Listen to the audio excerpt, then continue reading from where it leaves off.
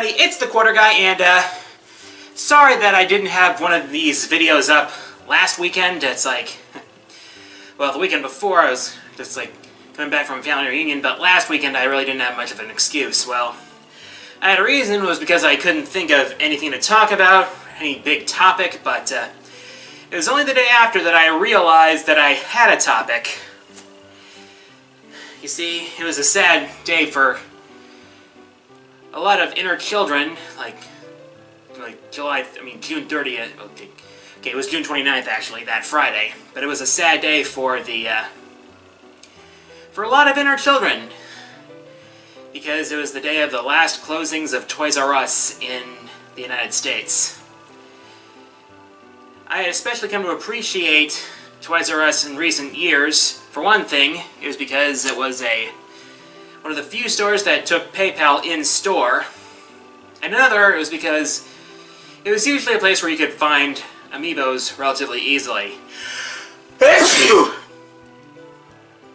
was where I found my Metroid amiibos, and it was where I could find like several other amiibos that I had trouble finding other places. But rest in peace, Toys R Us. You'll be missed. In fact, on the last day, I went to the local Toys R Us in Brookfield, which is a little bit west of where I live, to pay my last respects, and I wasn't the only one there. Quite a few families actually stopped by to get one last look before everything closed down. It was a bit of a sad moment, I'm not gonna lie. Rather bittersweet for a company that was ravaged by ultimately ravaged by a bad deal that saddled it with too much debt. Sad to see it go, but hey, at least KB Toys is going to be coming back, apparently. Anyways, got a couple updates to lay you in on. So,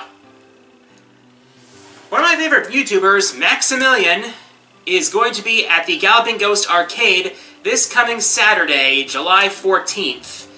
And, for those of you who don't know, the Galloping Ghost Arcade is one of the best arcades left in North America. It's in the Chicago area, and Maximilian and his friends at Yo Video Games are going to be there, and I intend to visit.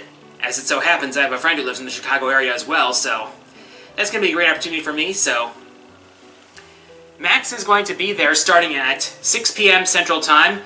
His thing said 4, but that's Pacific Time, so that's going to be a lot of fun there. I'll be sure to get pictures while I'm there, maybe even a video clip there. But anyways, if you happen to be there during that time, who knows? You might run into me. I'm sure you'll be there for Max though, but if you're there anyway, but yeah, I'm knocking a few things off my bucket list there, so. And the following weekend in Green Bay is Kitsune Kon, the annual anime convention in the Green Bay area. And considering I grew up in Green Bay and I've got family there, it's going to be a nice opportunity there. So those are my updates. And anyway, oh wait, that's right, I've got another update. I'm currently working on my top 10 games of E3 2018. It's going to be basically the games that interested me the most out of there. It also giving credit where credit is due to, like, each of the conferences there, at least the ones I watched anyway.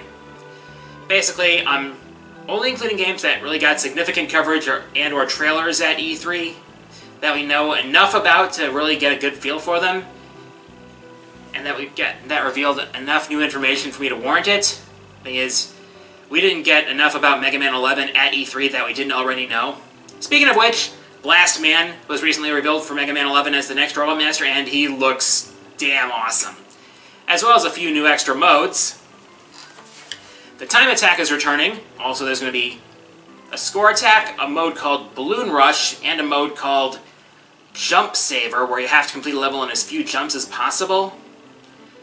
So at least they're also giving us some good replay value for some side content. So that's definitely a good thing to look forward to. Anyways, also for the E3 list. I am not including remasters. So as much as I'm looking forward to Tales of Vesperia Definitive Edition, I won't be able to put that on there because I've already played Vesperia in its base form. But I am looking forward to that one, so anyways.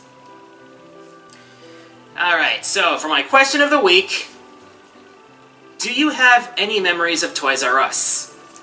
As always, leave your answers in the comments. Favorite comments will be featured in the next episode. Here are last episode's winners.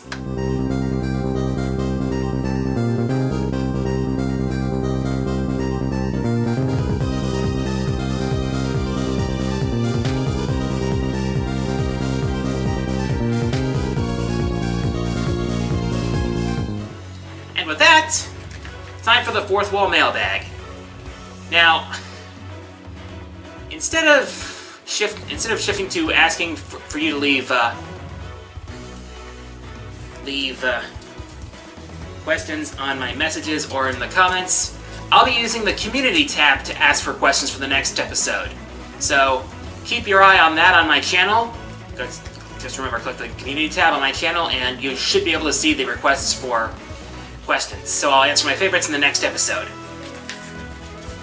First question comes from AxelEXE, who asks, are there any characters in Fire Emblem Heroes Are there any characters that FE Heroes introduced you to that you've gotten interested in? Well, quite a few of the characters from Blazing Sword have become more popular thanks to Heroes, particularly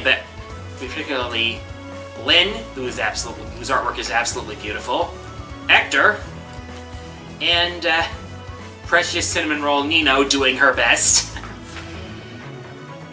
In fact, as far as the Fire Emblem games go that I would like to play, Blazing Sword is pretty high up there. I hear it's rather highly regarded among the series, so that's definitely something I'd like to try. Good thing I still have my Wii U. Next question comes from Vincent Sissom, who asks, how would you feel about being able to unlock assist trophy characters as playable characters in Ultimate with their own movesets? Now, before I answer this, I have to make one thing clear. When I talk about a negative topic, it's not out of any sort of superiority complex or that I think everybody else besides me is stupid. It's because that when I see bullshit, I have a moral obligation to call it out. Why do I say that now in regards to this question? Because I have mixed feelings on it. Well, it would be really nice to see characters like Lyn and Bomberman be actual, full-fledged playable characters. I can't really answer this question without addressing the drama that, for a while, surrounded Waluigi. Thankfully, I'm sure that most people who are fans of Waluigi would not harass anyone, but there were reports of people who were harassing Sakurai's Twitter and even DDoSing him.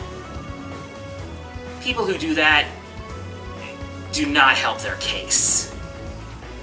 And in fact, it actually hurts their case because it makes the rest of the fan base of a character look bad by association. So, I'm sure none of my fans would ever go so far. You're smart. I'm sure you wouldn't do that. But maybe one day we'll see Waluigi be playable. But until then, let's appreciate what we have. Next question comes from Lori Taylor, who asks, did you know the Castlevania series on Netflix Season 2 got delayed? Yeah, well, I wouldn't call it quite delayed per se, but now we have an official date for it. And appropriately enough, it's close to Halloween, October 26th.